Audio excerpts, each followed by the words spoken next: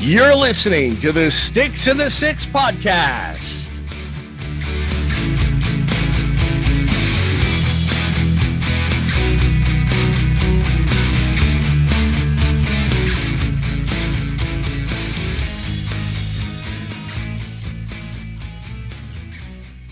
Folks, we're starting season 2 off with a bang as we prep for the upcoming Toronto Maple Leaf season. He's been on the show before. He's the Maple Leafs reporter for TSN and currently covering the U.S. Open right now. The one and only president of Masters Nation, Mark Masters, is back with us. Mark, it's been a while. Thanks for joining the show, and how have you been?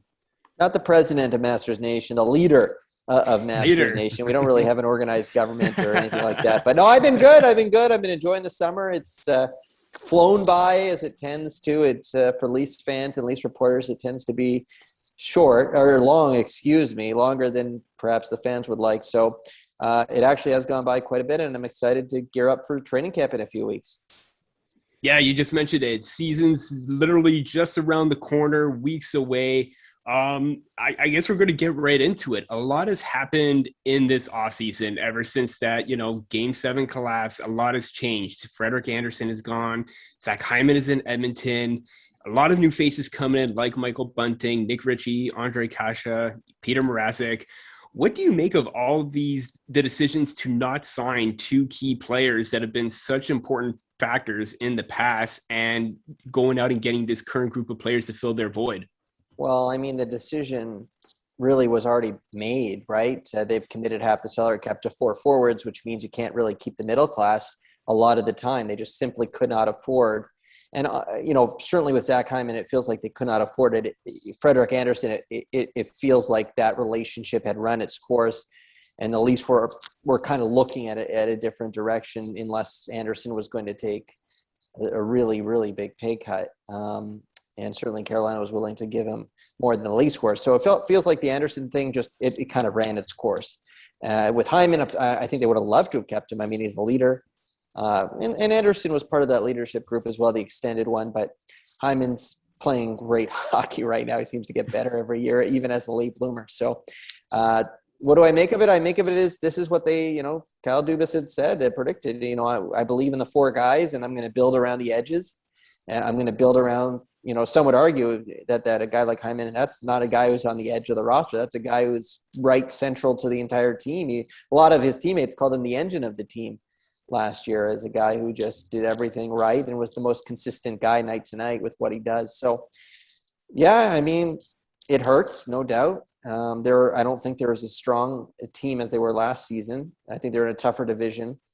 I think those 4 guys we talked about, the 3 younger of those 4 forwards will be, you could say better. We'll take another step. So you hope that you'll make up some of the stuff you lose with Hyman, with Andersen, through internal gains. And but yeah, it's tough, obviously, from a Leafs perspective to see a guy like Hyman go, and certainly Andersen feels like a bit of an end of an era there too. Yeah. Mm-hmm. Yeah, this question, in my opinion, is obviously it's been beaten to death throughout the media, but I got to get your take on it. So we talked about how they brought in guys like Mrazek and Kasha and Michael Bunting and all these players. So, I mean, we're going on, 5 or 6 first-round collapses in a row. So Kyle Dubas obviously has trust in his core. So if they were to fizzle out in the first round again this year, what do you think would be the move for them at that point? Jeez. We're skipping over the whole season here. I mean, I'm just. Where's the as we know, they will collapse in the first round. So when that happens again, what happens? This should show how broken we are. Is it that obvious? It's all about the journey, guys. How are they going to get to the point where they collapse? I mean. Mm-hmm. No one would have thought John Tavares would have that scary injury in Game 1, but then they still look good, go up 3-1, and then overtime, and then no show in Game 7 at home. It's all about the journey. I can't. Again, a lot of it. Yeah, I mean, regardless of what the journey is, it feels like if they fall short again, and it's a familiar script in the first round, doesn't it feel like something's got to give next year? Someone's got to go, a core 4 guy, if not someone in management, And this is the bet that the Leafs have made. Dubas has made, and Shanahan has brought in Dubas. He's his guy. He picked him over Lou, Mark Hunter. Babcock's gone. This is the vision, and they have everyone on board. Keeps the coach. He'll be a year wiser, you would think, because remember that was his first full season as coach last year, so maybe he'll be a little bit more comfortable and know what buttons to push as he moves forward here. But yeah, I mean, we'll see what happens and how it plays out. If they have another big injury, like if Matthews gets hurt in game, there's ifs and buts. But you would think if it doesn't work out this coming season, that there's going to be some sort of change, some sort of radical change. And when I say that, you think about the core four, you think about coach, you think about GM, that sort of thing, upper management. Yeah. Just doing everything I can to mentally prepare myself. That's all. Yeah. I'm going to skip back to the journey part before the collapse here. Obviously, Matthews and Marner took a lot of heat after that 7-game series against Montreal. And, it was kind of the storyline on social media that those were the two core people that, didn't step up in that first round. What do they do this season, to maybe take that next step in not only their, let's say, development, but overall leadership of this team alongside John Tavares?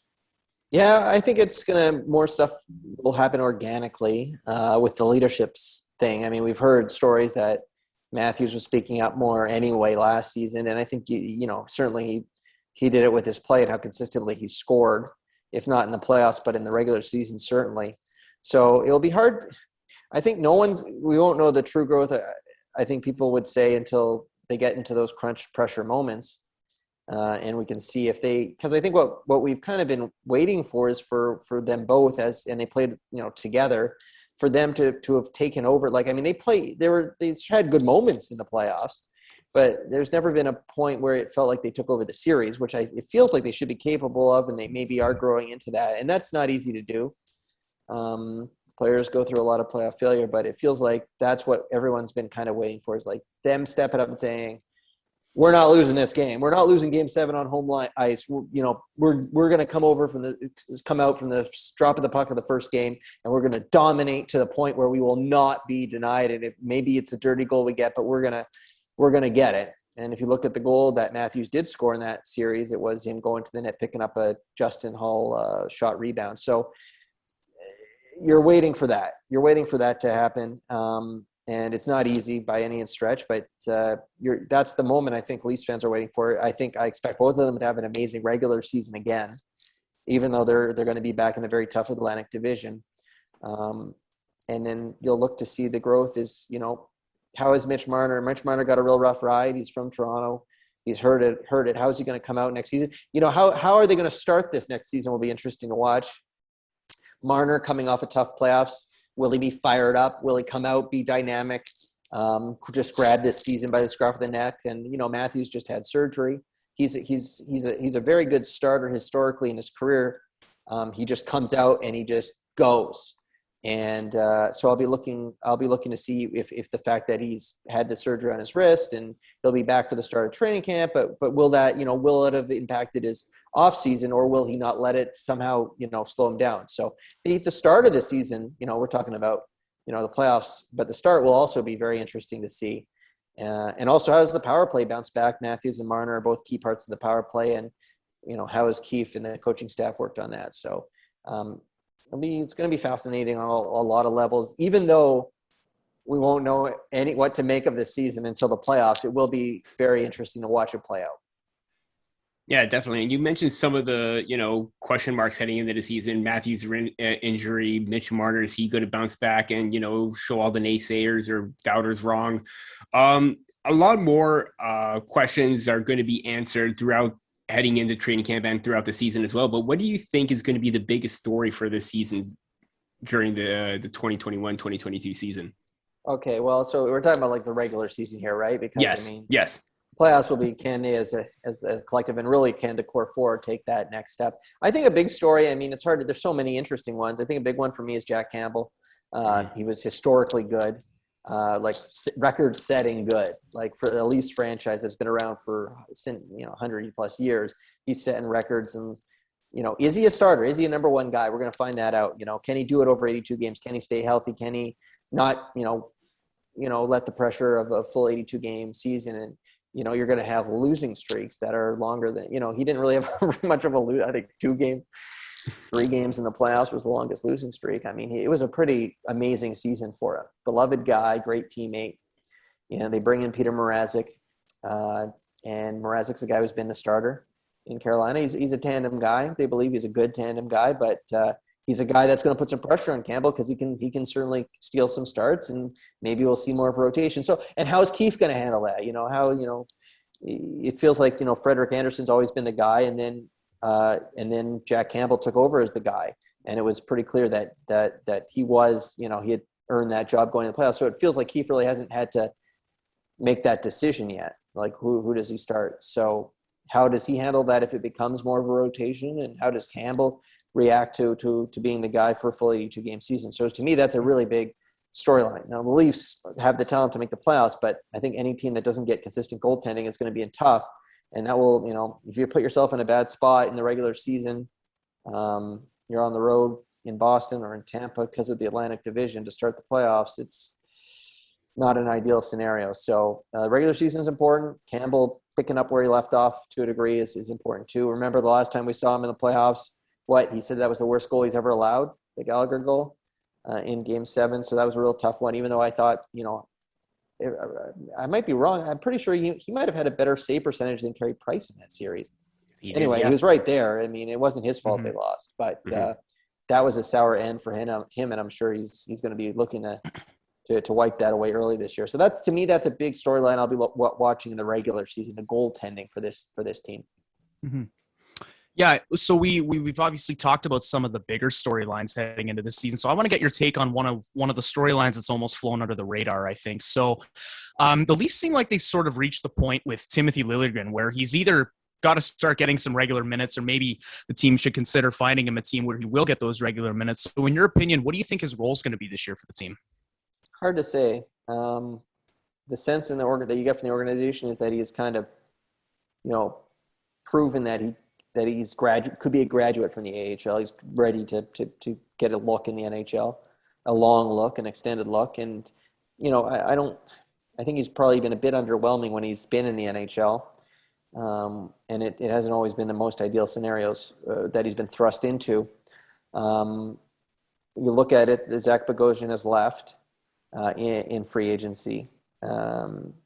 And now there's maybe, Kyle Dubas had mentioned that perhaps they had been blocking some of the younger guys. I'm sure Rasmus Sandin felt that way at the start of last season. Yep. They brought in Mikko Lehtinen as well, but Mikko Lehtinen is now gone. Bogosian is gone. Liljegren is still not in the top 6 when you look at the depth chart right now, I would think, but he's a right shot, which helps. And, you would think they're going to have an injury at some point, and we're going to get to learn a little bit more about Timothy Liljegren and see him play a real chunk of games here. Can he, can he be a trusted NHLer? You would certainly hope so with where he's at in his development arc, that he would be ready to graduate, because again, with the Leafs where they are, with the draft capital they've spent, which did not work out at deadlines, and to try and bolster up to win now, they really need to hit on their top guys. And Liljegren, Nick Robertson will be another guy to watch. He was in the bubble playing for them in the playoffs, and then wasn't able to build on that last NHL season. Injuries played a big role, but can he be a contributor? Can he push for more time? So Robertson, Liljegren, it'll be, they need some of these guys to graduate and really become full-time NHLers to kind of stay with the elite guys in the division and in the league. You mentioned, obviously blocking the young guys, and one guy that kind of, missed a few opportunities in the playoffs was Travis Dermott in sitting out a couple games there to give Sandy an opportunity. With having term and a cap at 1.5, obviously with the D market where it was this off season, is he a potential trade chip if the season doesn't start off the way that the Leafs want it to? I don't know. They've invested time in him, obviously. He can play the right side, right? He might end up starting on the right side, right? I mean, it might be Sandin and him as the third pair. So I think there's value in a guy who can play both sides. And he's still somewhat young. So the Leafs believe a great deal in their development staff, and they've invested a lot in that department. And defensive depth isn't pretty important. I just talked about Bogosian leaving. I don't know. I find it hard to I'm not sure what they get back in that deal. So, we'll see how it starts. But if you're looking to trade Jeremy, does that mean he's playing poorly? Then what are you even getting in that scenario? He's not getting paid a lot. So he's built. So he's a guy that'll be fascinating to watch as well. Can he? He never got that look in the top four. They were so healthy in the top four all season for the most part, right? Until right at the end there, Muzzin got hurt in the playoffs, which got Sandin back in there. But yeah, the playoffs were weird, right? He started as a scratch. Sandin, because he was the power play quarterback, got a real look there. And that's got to hurt, and I'm sure it motivates him. And then he had the turnover in game 6, right at the blue line. That's probably something that's maybe been in his mind a little bit. So, he's got to show he can be trusted. He's got to show that he is ready for more. And it's been one of those guys that it's hard to get a read on where he's at in his development. How much more growth is there going to be? It's hard for me sitting here right now to see a scenario where it makes sense to trade him just, early in the year, considering the defensive depth chart. So, but we'll see. Weirder things have happened, I suppose, especially with the Leafs. No, definitely. And we mentioned at the top of the show, too, how Zach Hyman was an important part of this team going forward. And, they seem to have possibly, and I use that term loosely, to a replacement for him in Michael Bunting, who does have that similar, edgy play style, plays with speed, good shot. Is he someone that could bolt into the top 6 and sort of be that Zach Hyman kind of replacement? They sure hope so. That'd be great. Really hard to replace Zach Hyman. Poor man Zach Hyman, maybe. And Bunting had a hell of a year, right? In the chance that he did get last season, was he half a goal a game? Can he? I'm not sure he's going to do that. But you know what? If you're playing with Matthews and Marner, maybe you can. We'll see. But that's, Matthews and Marner, assuming they start together, which that's what we're sitting here thinking. But maybe Keefe tries to get away from that a little bit more just because look what happened in the playoffs. And maybe you want to, especially with an 82-game season, experiment a little bit more. We experiment. We know Tavares and Marner works because we've seen it. We know Nylander and Matthews works because we've seen it. But maybe they play a bit more so that if you need to pull that trigger in the playoffs, you feel a bit more comfortable doing it. Although my sense was Keefe was going down with the guys, you got to dance with the ones you brought, and that's what he was doing there. But on one hand, playing with Matthews and Marner should be easy. On the other hand, sometimes they're pretty special players. Hyman, the guys who played with Hyman, they would just rave about how consistent he was. Like, you just knew. Yeah, puck's in the corner, he'll get it. Then as soon as he gets it back to you guys play around with it. I'll be at the front of the net. It's nice to just have that sense. I know exactly what that guy's going to do. He's going to be a ferocious forechecker. He's going to be smart. He's going to be in the right spots. He's going to work his butt off, his tail off. And not easy to replace that, but Bunting maybe can. Maybe Kasha is a guy who can fit in well in the top 6 and won't be like Hyman, but maybe that's a different look. Maybe that's what they need, something different in there with Matthews and Marner, not necessarily the prototypical worker bee. But they got to hit on. They got Nick Ritchie. They need these guys to fit and work. So someone's got to play in those pretty special spots in the top 6. So they'll get a chance. Bunting's going to get a chance, and we'll just have to see. And look what happened last year. Who was in the top 6? Yeah, Jimmy Vesey got a look. That didn't work out. He was on waivers soon enough. So we'll see how it starts is not always how it ends. And I'm sure Bunting will get a real look, and it's a great story. He wanted to come to Toronto, took less money, loves the city. So hopefully it works out for his sake and for the team's sake, and it will be one of those fascinating stories along the edges of the roster to watch. Mm-hmm. I think he really won a lot of fans over in his press conference when he said that he compared his play style to Brad Marchand. And he says that he likes to play like a rat, likes to get under people's skin because, we always hear the Leafs talk about their need for killer instinct and everything. And I think Bunting perfectly symbolizes that. So it'll be interesting to see what he does. Yeah, and they don't really have that element a lot in their lineup, right? They didn't Joe Thornton was their agitator at times down the stretch last year. Yeah. They don't, Hyman was the guy who got under people's skin. Kadri before he got traded, they haven't really Kapanen tried to be kind of Kadri light when he was in Toronto. They don't have a guy that is there a guy? Am I missing someone, guys? I guess Muzzin would hit you. I know Matt Tkachuk doesn't like playing Muzzin.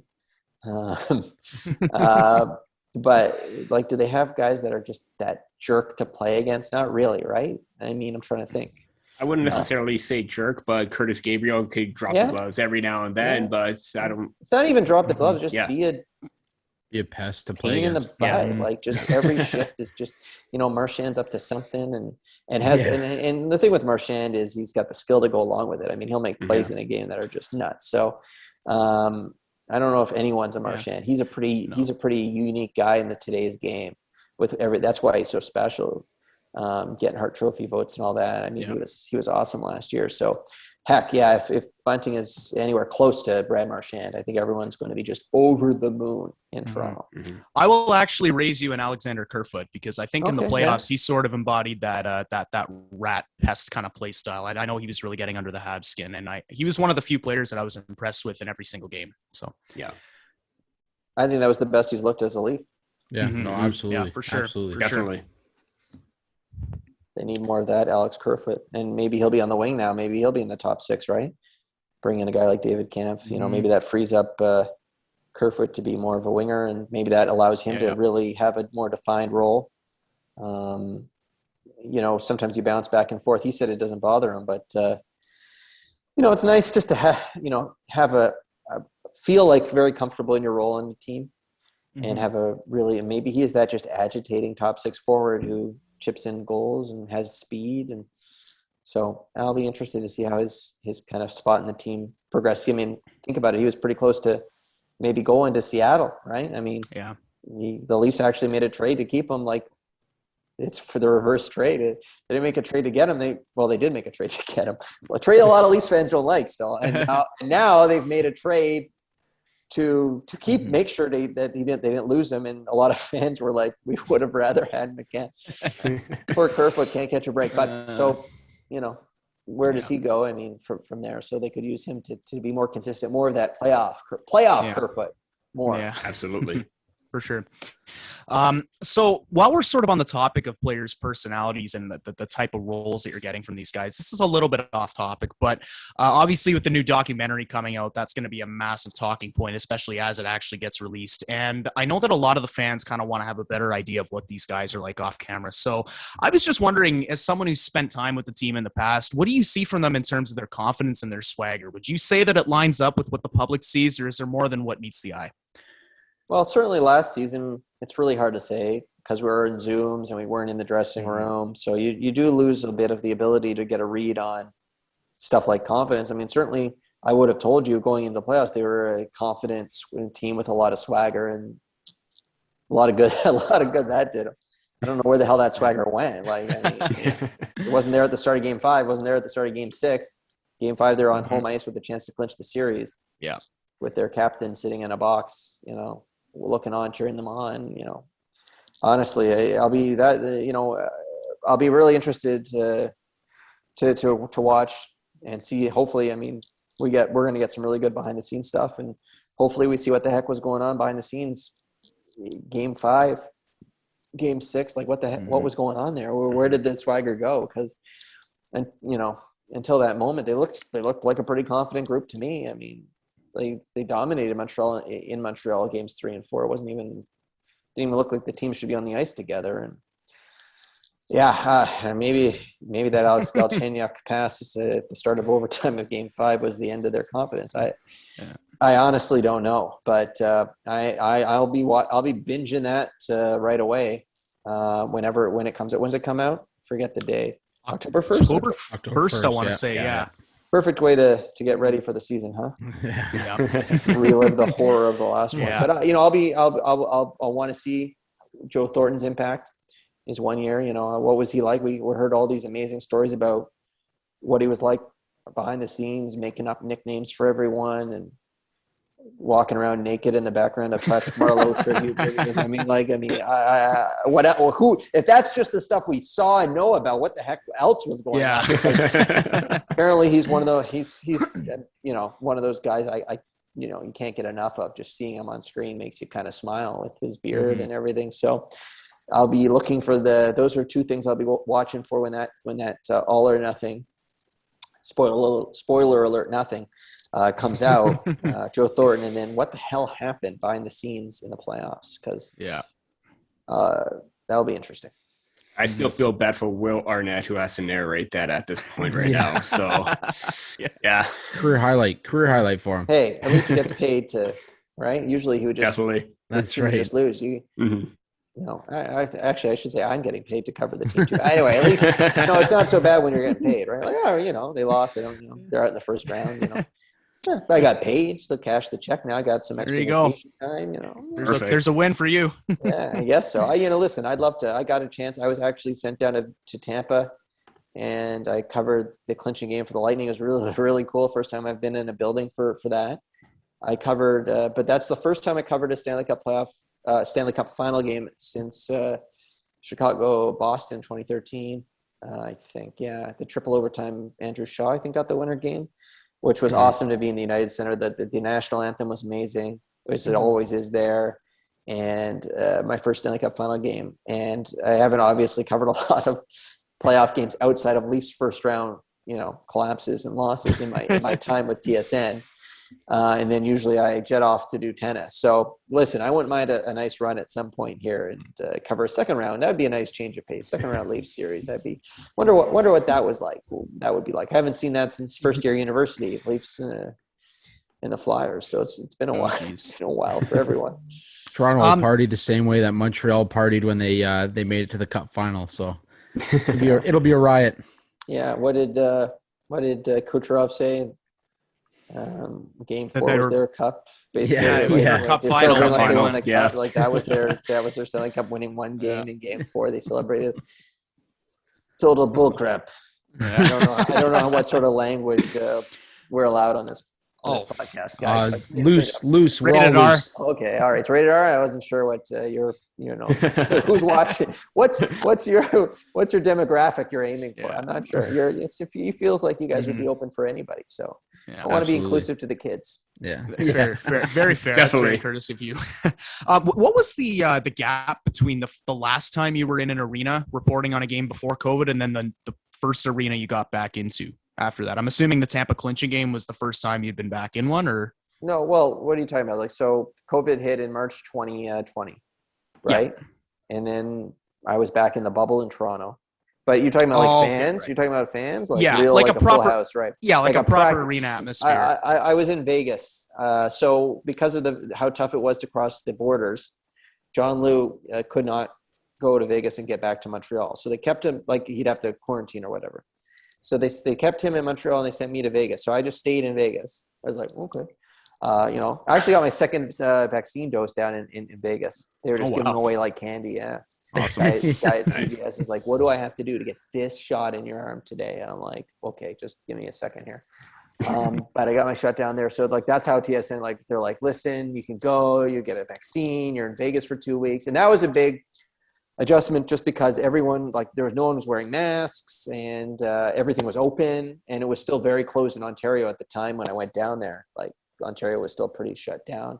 I actually got a haircut in Vegas. That was my Vegas story. People had, what do? You do anything crazy? I got a haircut. I got my vaccine. Like, it was a pandemic trip to Vegas. So, but it was really cool, like, to be back in a full building, like, just hair on my arm, standing up, goosebumps, crazy, just amazing feeling, like just being in that building. And those fans in Vegas, they do a good, like, the game ops does a great job. The fans are awesome.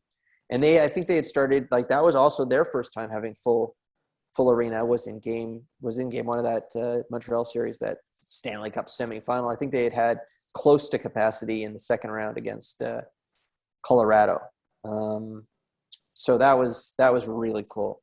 Really cool. I mean, hard to hear, hard to talk to people beside you just because it was so loud. And the games were really good and intense. And so that was a great experience. So that for me, I was in California in March 2020 when the Leafs wrapped up one of their worst moments of that season. They got swept by the three worst teams in the West. And then they came back and played Tampa at home in Toronto. That was the last game, and Morgan Riley returned, only then to have to take another extended break. But and that they played very well, and the crowd was very good. So those were my last crowds. And then from March 2020 to when the heck was that Stanley Cup semifinal? Early June 21. So more than a year. So 12, 15 months between actual being in an arena. And Toronto fans haven't experienced that yet because what did they have? 500 fans in 560 was a weird number. Yeah, it was 560, and it was all healthcare. Boy, did they get treated to a show, huh? Yeah. 7. So, oh God. Yeah. So I mean, What was the running joke after that game too? That they couldn't, even the healthcare workers that were there couldn't save the all Leafs these things. You think round. that would motivate them? A chance to win a series. Healthcare workers in the crowd. Tavares was on the ice skating, working his way back. Would have been a great story. I don't even know. It's honestly, you couldn't make this stuff up. The way they lose, the way they just twist the knife on the fan base sometimes is remarkable. I mean. And against Montreal, we waited since 79 to see Leafs Habs in the playoffs. Toronto just dominated the whole regular season, playing the only teams the path was right there. Anyway, this is a huge digression. What was the question? How long has it been since I've been holding the fans and I go meandering down the path? As I said, it's all about the journey. Mm-hmm. Do you see why I led off with the question of what's going to happen if they do this again? And then what will happen in 2023 when the law of averages would suggest that at some point, I mean, the Red Sox, when I was growing up, they were the curse of the Bambino, and I was, they won multiple World Series. Now that's done. They're a great franchise. They're every year. I'm trying to think. The Cubs have won the World Series. I was just gonna say. Yeah, the my Chicago story, Cubs gives me hope. When the Cubs won the World Series, the next day was to talk to Leafs players about could they imagine what it would be like in Toronto if they ever ended the drought, because the Cubs had this ridiculous, the Billy Goat and all that nonsense with the Cubs. I'm trying to think in the NBA, Milwaukee just won, right? It had been forever for them. And things look pretty dire for them too, right? I mean, there's stories of left, right, and center. The Kansas City Chiefs. There's been a lot of stories. I'm sure I'm missing a ton of them, but why not the Leafs, right? That's right. At some point, it has to. Something's got to give. Patrice Bergeron will stop being God's gift to two-way hockey. Brad Marchand will, just end up being a cranky old man. Pasternak's still going to be good for a while. There's nothing you can do about that. But, unfortunately. You just see it now. They're going to play Boston again. Taylor Hall's going to score 5,000 goals in that first-round series next year. That's how they're going to lose. And then That's what it feels like. He's going to say something like in the media about how he would have loved to have played in Toronto. It's crazy. Oh, no. I'm just trying to think of the, there's a feature article story right there. 5 nightmare ways that they could lose again. Yeah. But again, 2 words, Nick Foligno. Foligno comes back. I didn't even think about that. Yeah, Nick Foligno is going to stick the knife in next year and be like, I really wish I could have done it in Toronto. Love talking to that guy. Hilarious, but that did not work out at all. No, Mark, I'm going to feed into Leafs Twitter. I think we all know how Leafs Twitter can get sometimes. And, one of the big conversations, it seems every year is, at the end of his contract, Matthews is going to run for the desert and head to Arizona. So I'm going to put you on the spot.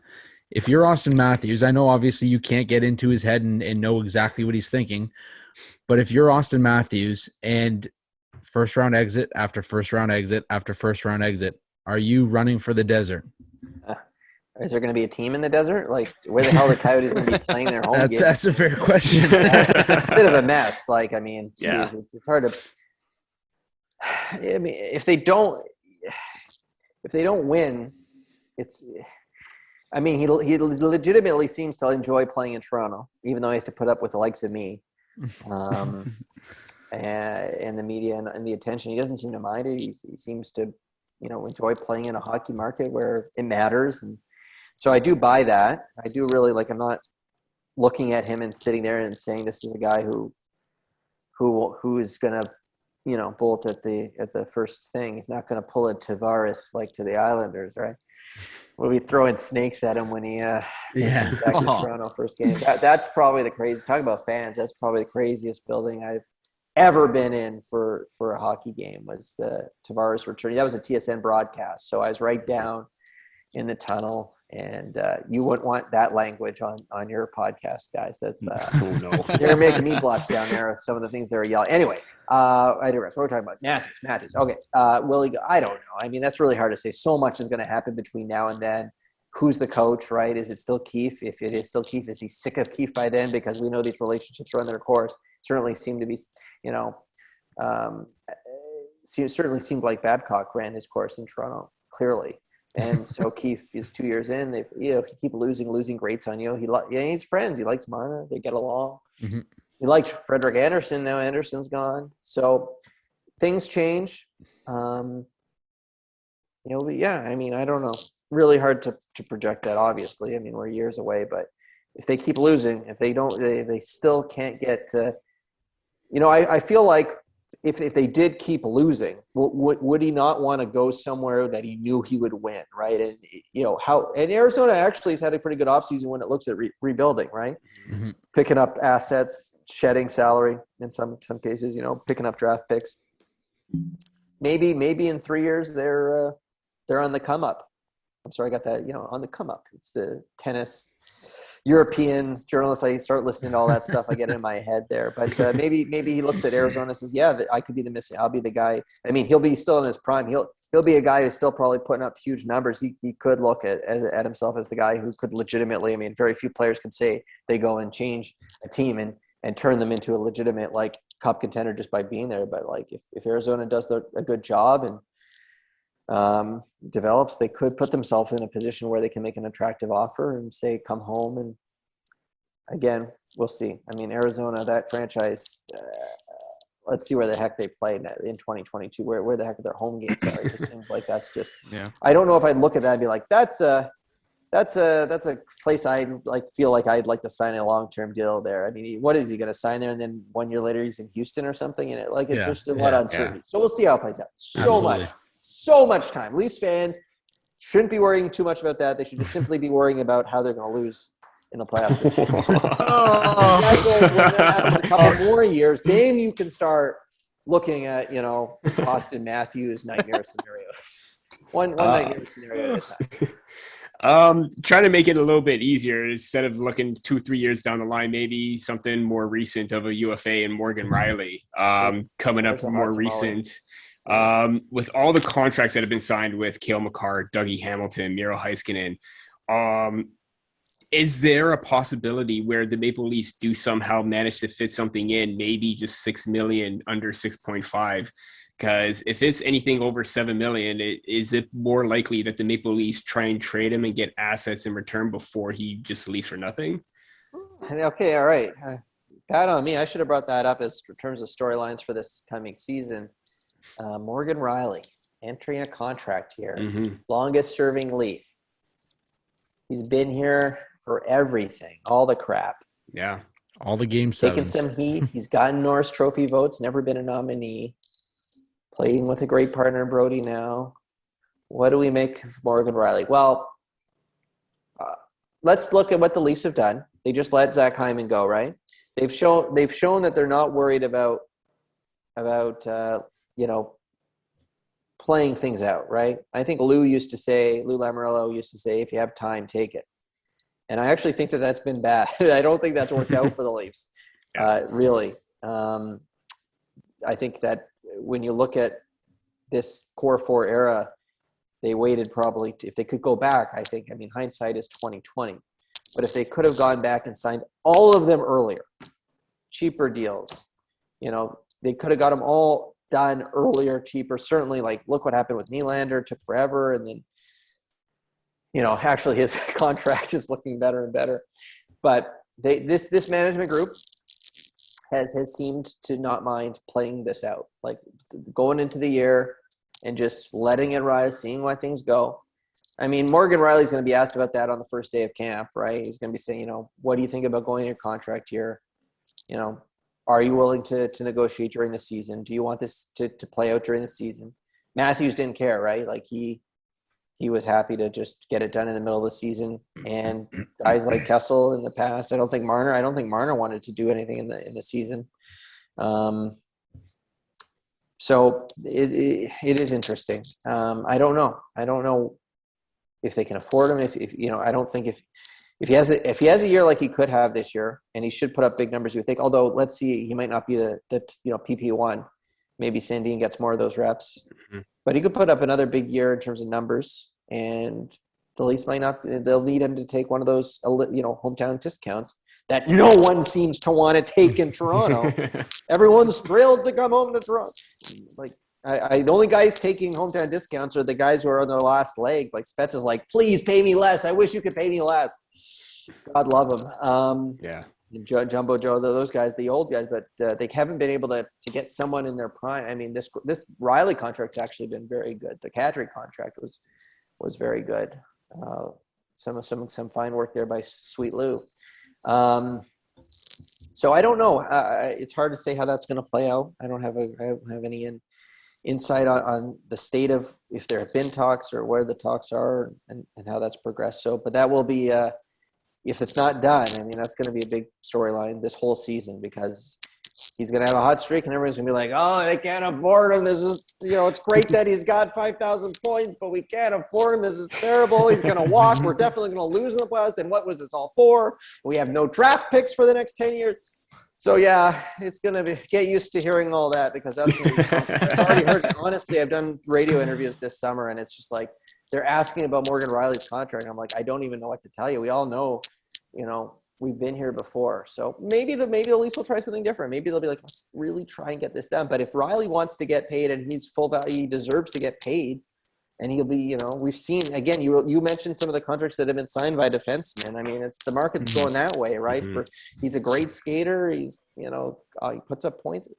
I know he's got his defensive liabilities, but still, he's not young, but he's not over the hill or anything.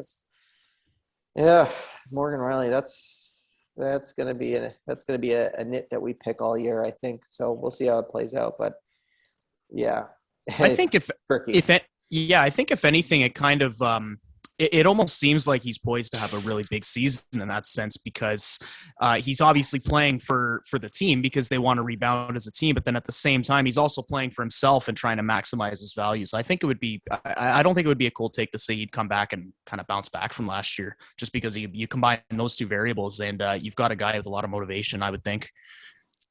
They should all have a ton of motivation. Sorry, guys, if you're watching this, I had to go open my washing machine. Otherwise, it's going to keep beeping at me if you're hearing that in the background. It's very annoying. We've tried to figure out, my wife and I, how to turn it off, but we don't.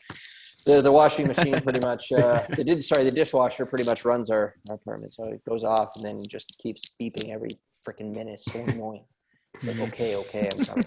Anyway, sorry. Yeah, I mean, they should all be super motivated. I mean, like, all they've heard is from schlubs like me and everyone who's got a microphone about how they keep choking in the playoffs. I mean, they should just want to shove it all down everyone's throat and be the best, win the President's Trophy and sweep the first round series. That's another thing. It'd be nice. You don't have to go to 7 games. But yeah, I mean, we'll see. Riley loves what did Babcock say? No one loves being a Maple Leaf more than Morgan Riley, right? Grew up here. Drafted here, knows everyone, but he deserves a good contract next year. So we'll see what the Leafs can do for him. He's wears the letter. A lot of people think it should be Captain Morgan, right? Like he should have been the choice back in that great debate. Boy, in the media, do I miss that? Boy, I wish they could have dragged that. Just not have a captain year after year. They would just keep talking about it. power rankings would go up and down. Yeah. Yeah. Someone from Marner's camp would pipe up and be like, "Come on, Mitch deserves this," and everyone would be like, "Come on, you got to give it to the big dog Austin and Tavares is here." And it's on it. It was awesome, man. That was the gift that kept on giving for Leafs fans, for Leafs media, I should say. And everyone had strong opinions. Who should wear this? Yeah. It's a never-ending cycle in Leafland. And Mark, we really appreciate you taking the time to coming out on the podcast again to talk everything Maple Leafs. We can't thank you enough again for doing this, and we hope you have a great one. Yeah, I appreciate you guys inviting me, and this is the beauty of Leafs Nation, right? Like we're sitting here, what is it, September 1st? September 1st. It's still nice out. We've got the U.S. Open on here. I mean, we're still just neck deep in Leafs talk, just going deep and trying to play out how this is all going to go. And that's the beauty of it. This is why it's an awesome team to cover, even though they, continually let down the fan base. It's just fun to talk about it, and I appreciate chatting with you guys. Thanks again, really Mark. do appreciate it. Yeah, thank you, Mark. It was nice meeting you as well. Yeah.